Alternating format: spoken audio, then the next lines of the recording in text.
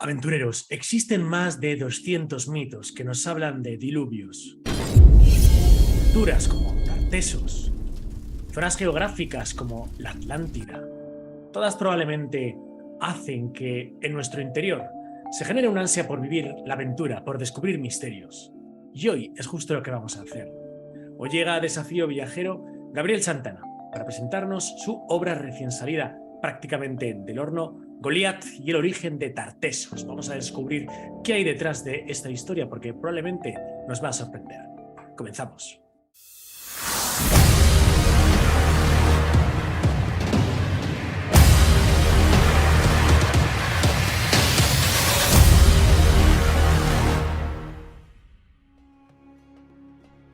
Gabriel Santana, bienvenido a Desafío Viajero. ¿Cómo estás?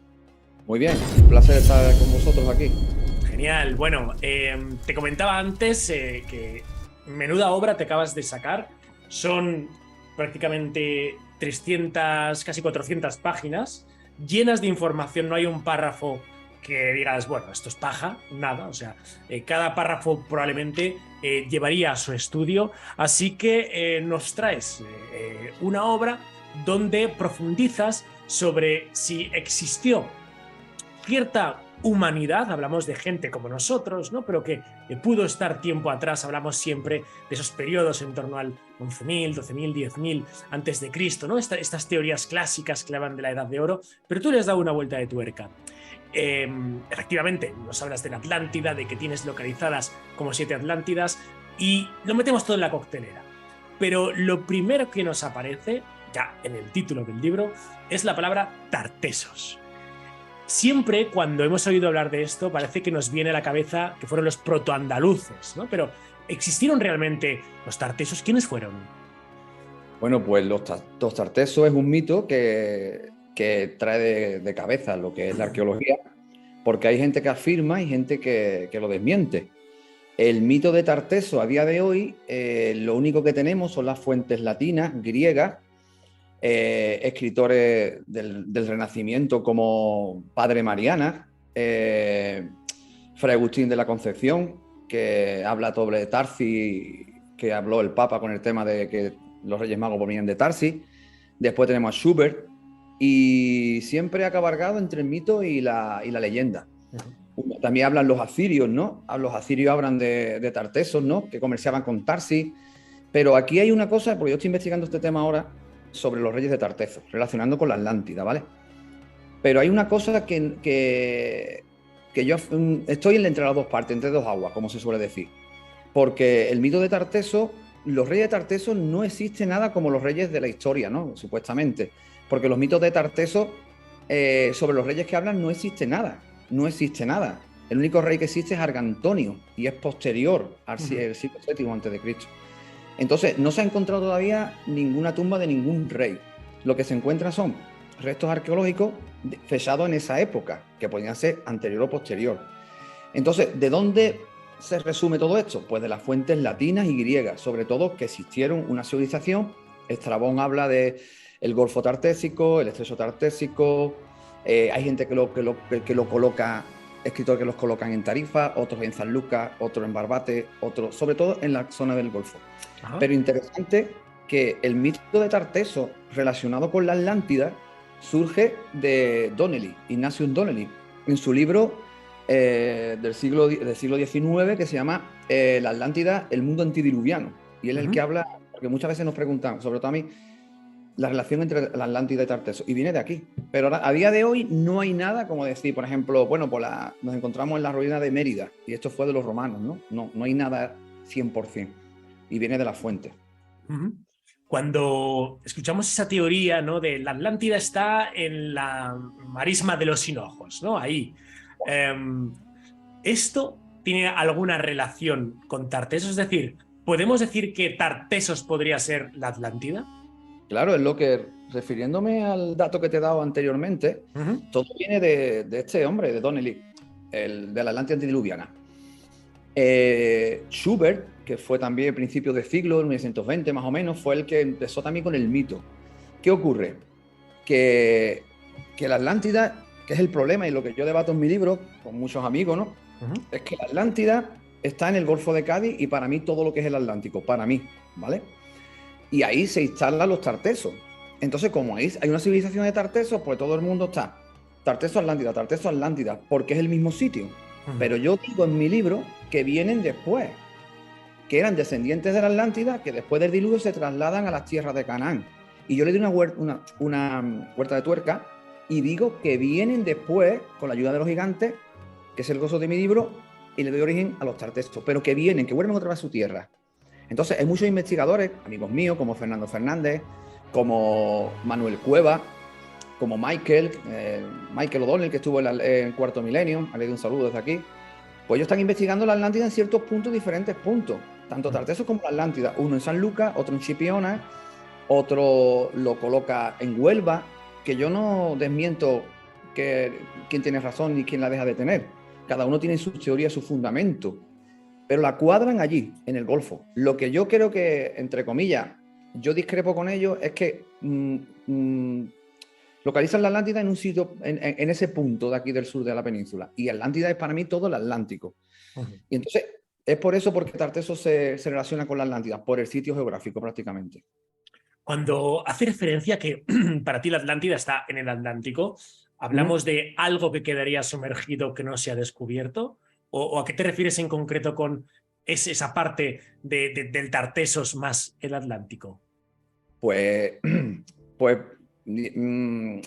para mí, después del gran cataclismo que hubo en el diluvio, que es uno de los puntos claves, después del cometa Clovis, es decir, hay un cambio, un periodo ahí que se llama el Frías creciente, que es el paso del Pleistoceno al Holoceno, donde en 1700, 1600, 1500 años ahí produce un cambio climático a nivel mundial debido a aquel meteorito o asteroide que cae y que acaba con la cultura Clovis y que cuadra con Platón y con otras cosas que yo he investigado en el libro.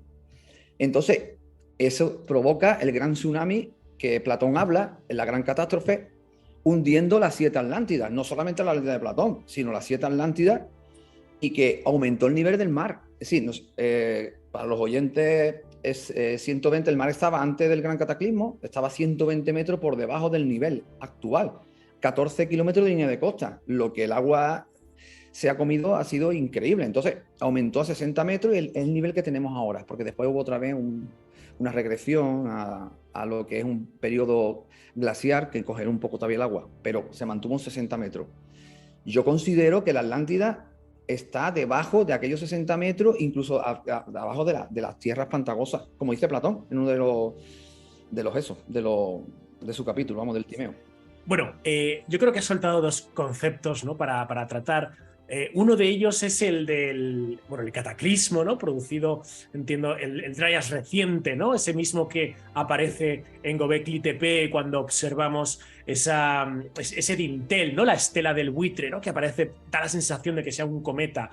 Es decir, nos estaríamos hablando de que en torno al 12.000 a.C. Comienza a calentarse el planeta Tierra debido al fin de la Ice Age, se produce el Dryas reciente, ¿no? Que sería un cometa que pasa, creo que no llega a impactar sobre la Tierra, pasa muy cerca, ¿no? Generando una microedad de hielo y... No, exactamente. Exactamente, hice los estudios científicos, porque yo no soy experto en eso, ¿vale? Yo ahí no soy experto. Yo me basé en estudios de la Universidad de California, la Universidad de... ahora no me acuerdo, una americana que también hace un estudio está en mi libro, sobre el Dryas creciente y el cometa Clovis. Supuestamente hay un impacto en lo que es entre Canadá y Estados Unidos, en la parte norte, donde se ha encontrado alrededor del planeta, en los cilindros que sacan, que hubo un periodo de ceniza, de una formación de diamante que solo se produce cuando hay un impacto de meteorito, y que aquel impacto, entre comillas, que yo considero que fue un impacto, acabó con los dientes de sable y la cultura Clovis del continente americano, de América del Norte. Entonces, no solamente tenemos esa referencia de Platón, tenemos también a los egipcios con el calendario de Dendera, que empiezan en el 12.000. Y hay un dato que poca gente conoce, y yo investigué, que se llama el documento de Lhasa.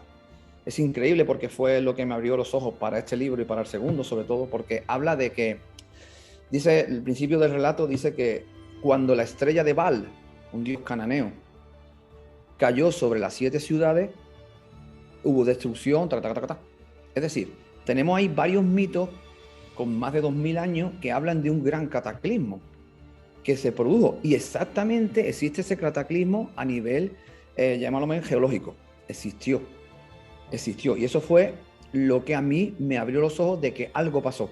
Y es más, todas las culturas alrededor del mundo te hablan de un gran diluvio. Cuando yo estuve en la isla de Pascua me hablaban del gran diluvio. Cuando estuve en Mesoamérica el año pasado, estudiando la mexica, la cultura azteca, hablaba de la lluvia, de la diosa Taloc que mandó el diluvio. Es decir, que tenemos, como se suele decir, varios puntos que coinciden alrededor del planeta sobre un gran cataclismo en esa fecha. Bueno, todo el mundo del misterio sabe que la esfinge tiene restos de que estuvo sumergida, que está en la constelación de Leo y que solamente estaba en el 12.000, el cambio de Cirio, por no dilatarme mucho. Más los temas es que todas las culturas tenemos un Noé, Ahura Mazda, Siosudra, el Noé hebreo, el Noé bíblico, las culturas de Polinesia, todos tienen un Noé.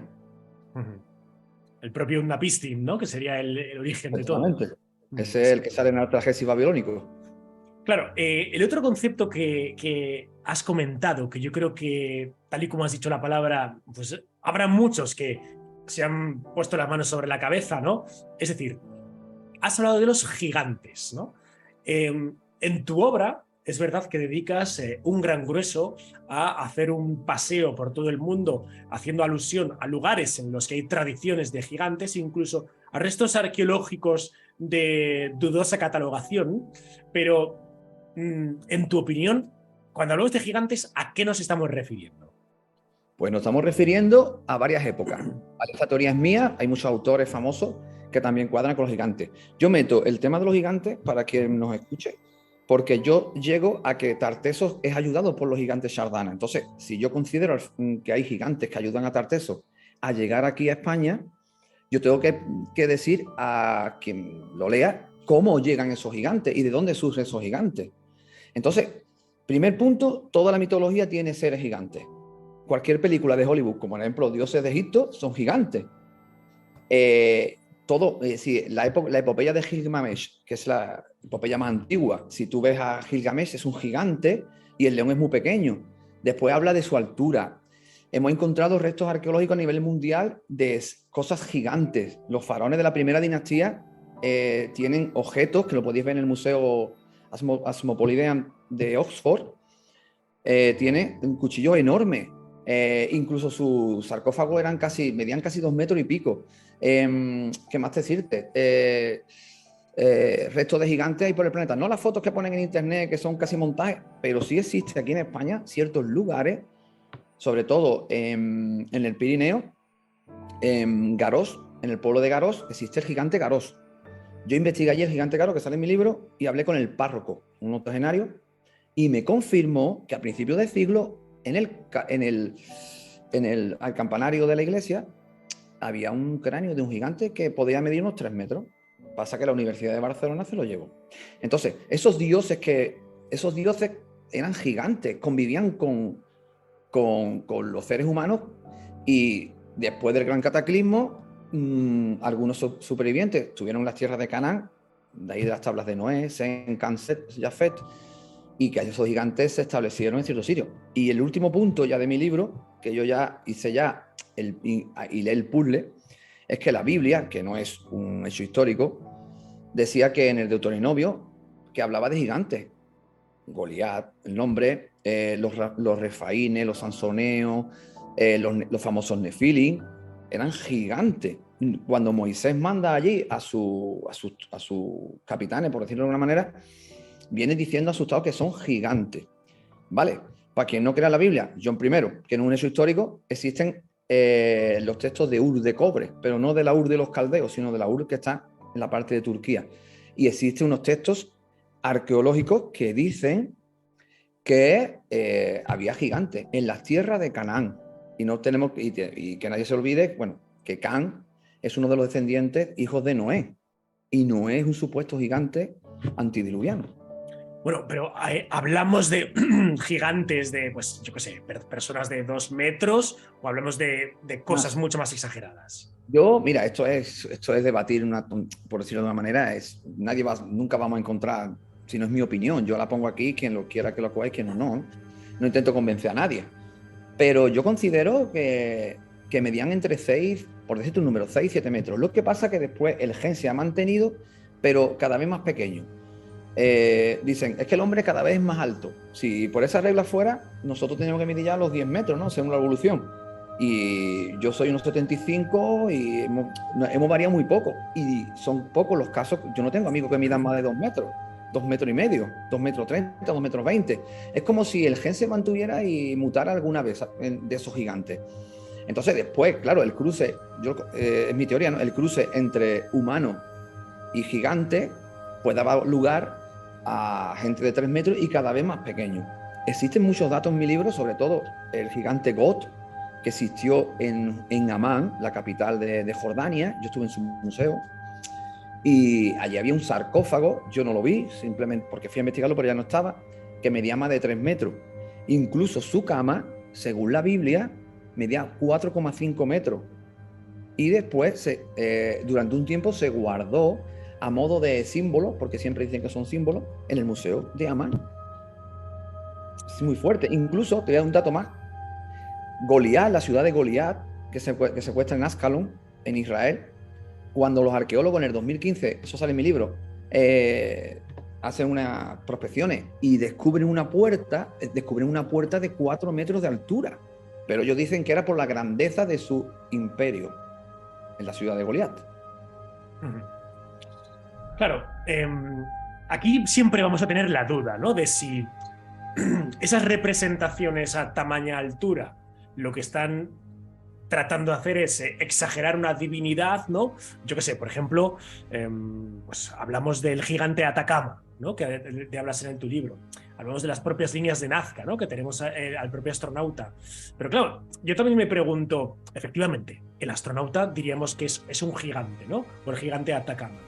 Pero también está la araña, que mide 60 metros, ¿no? Y no hay arañas de 60 metros, ¿no? Entonces, yo creo que es complicado el separar qué puede ser algo real de qué es algo deidificado y exagerado, ¿no? Entonces, por eso, a mí me gustaría saber, ¿hay alguna prueba arqueológica, algo físico, ¿no? Un hueso, algo que podamos decir, esto sí que es de un gigante, esto Mira, no tiene sentido?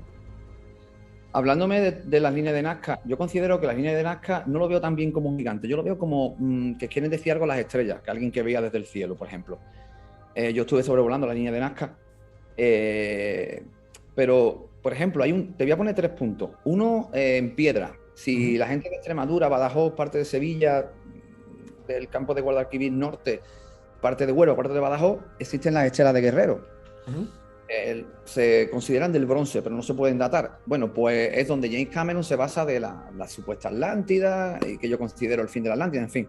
Bueno, pues ahí, cuando querían representar a alguien alto, en las estelas de Guerrero muchas veces aparece un personaje pequeñito y uno muy alto, con cuernos. Eso me llamó la curiosidad. Los antiguos, te puedo asegurar, y yo no he viajado en el tiempo, pero te puedo asegurar de que lo que veían lo representaban. No perdían el tiempo. Es absurdo pensar que una persona que se dedica a sota, caballo y rey en su vida laboral, que no la de nosotros ahora, se ponga a pegarle una piedra y a inventarse una historia, yo no estoy de acuerdo con la arqueología en ese aspecto. Entonces, cuando representaban a un guerrero, lo representaban. Cuando representaban a un gigante, lo representaban. Ese, por un lado. Después me preguntas por la prueba. Vale, un saludo para la gente de Lucena que sale en mi libro. En Lucena tenemos el gigante de Lucena. Y está enterrado en el Museo Judío. Mide, no sé si 2,14, 2,30. No me voy a meter ahí. Y salió en El País. Se le llama el gigante del Al-Ándalus, del siglo I antes de Cristo.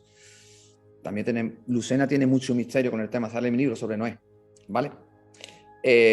Tenemos el gigante Garós, que te comenté antes, que el párroco me afirmó, es un hombre de casi 90 años, que no se gana nada con mentirme.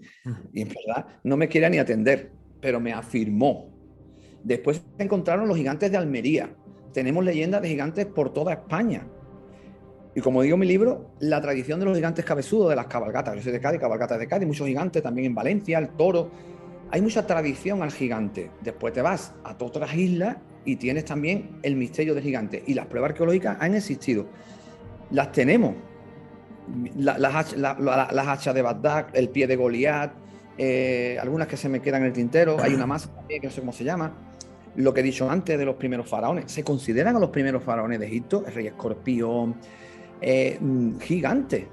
Tenemos las pruebas. Lo que pasa que sería darle un vuelco a la ciencia. Y eso, como repito, son los que ayudan a los tartezos. Probablemente el gigante más famoso de todos es el que da título a tu obra, que es Goliat, ¿no? ¿Qué tendría que ver con Tartesos, por lo tanto, Goliat? Y sabemos si Goliat, el famoso gigante, ¿no? Atacado y muerto por David, ¿existió? Es muy difícil, por supuesto. Nos basamos en los textos bíblicos, sobre todo en los textos bíblicos, que yo indagué muchísimo, que me encanta. Tenían hermanos, tenían 6 hermanos. Y uno de sus hermanos tenía 6 dedos. Como los gigantes que se encuentran en Estados Unidos, en la parte sur de la Patagonia, que yo fui a investigar, que también tenían 6 dedos. Un dato curioso. ¿Por qué pongo Goliat? Porque Goliat es sinónimo de gigante. Por supuesto que según la Biblia, Goliat murió de la piedra en la frente que le dio David. ¿Qué pasa? Que la relación que tienen con Tartesos, Goliat y Tartesos, es muy simple. Es, por ponértelo cogido con pinzas, porque no quiero desvelar todo el final, que es la trama final, ellos se ven allí atrapados por el pueblo de Israel. Y entonces hacen una coalición de pueblos que están en las tierras de Canaán desde después del diluvio, prácticamente, y que allí vivían gigantes, y el pueblo de Israel ataca a esos gigantes. Yo quiero hacer una película de esto, y te lo digo en serio. Estoy buscando a alguien que... Desde luego que sería muy espectacular. Te lo estoy diciendo en serio. El otro día tuve una entrevista y se lo dije a mi amigo Alberto. Digo, Alberto, yo no te estoy dando una broma, yo quiero hacer una gran producción, una serie sobre esto, que tiene feeling. No me voy al tema. Pues estos gigantes, Goliat se alía con los tartesos y con los filisteos conocedores del hierro y otros pueblos que existían en esa época allí en las tierras de Canaán, lo que la arqueología le llaman los pueblos del mar, aquellos famosos pueblos del mar que destruyeron, entre comillas, todas las civilizaciones del Mediterráneo, que la arqueología no sabe de dónde viene, yo le doy origen, y que para mí no se llaman los pueblos del mar, sino el ejército de Goliat, porque gigante Shardana, Tarteso, Goliat, Canaán, y esa es la relación, porque Canaán es donde están los gigantes, donde están los hermanos de Goliat. Incluso yo considero que algunos de los hermanos de Goliat serían uno de los terratenientes de esta gente, que arqueológicamente conquistan el Mediterráneo, se unen. ¿Y por qué se unen con los terres? Porque los terres sabían dónde iban. Los terres provenían de la Atlántida que hablamos antes, y los terres le dijeron a ellos, estoy así en plan coloquial, le dijeron, ¿dónde vamos? Dice, mira, pues yo provengo de unas tierras más allá del estrecho de Hércules, donde son ricas en minas, Aznarcóllar, Huelva, la parte de Huelva. Yo conozco el camino, necesito la fuerza bruta de los gigantes, un arma nueva que era el hierro, pero el hierro blandido en metal, es decir, en espada, no en metal, que lo tenían los filisteos, que son muy raros, son también están en el libro, otros pueblos rarísimos, increíbles, que nadie le da crédito de dónde viene. Por eso se unen, cruzan el Mediterráneo y cruzan el norte de Europa. Y no es el colapso, como hablan los arqueólogos, es el inicio de las nuevas culturas y de inicio de nuestra cultura. Por eso es Goliat, porque se conocen allí. Vale, pues esta sería, por tanto, la relación entre Canaán y Tartesos. De acuerdo. Bueno, otro de los aspectos que más a mí me está llamando la atención de tu obra es un tema curioso que no sé a ver cómo le podemos encontrar explicación, y es el asunto de la cruz templaria, ¿no? Hace poco, dando una vuelta por el Museo Británico, la verdad es que uno se queda embelesado, ¿no? Viendo los relieves de los antiguos sumerios, ¿no? Lo que pasa es que yo me quedaba más prendado observando los bolsitos, ¿no? Ese misterio de que a saber qué son. De los duendes, Exactamente, de los misterios buenos, ¿no? Pero tú presentas otro que yo no me había fijado nunca, y es que en una de las representaciones vemos a uno de estos seres que tiene una cruz templaria, pero de libro directamente, ¿no? Yo apunté a aquella cruz porque era la cruz templaria. Es que ¿cómo pueden tener la cruz templaria en el siglo IX a.C.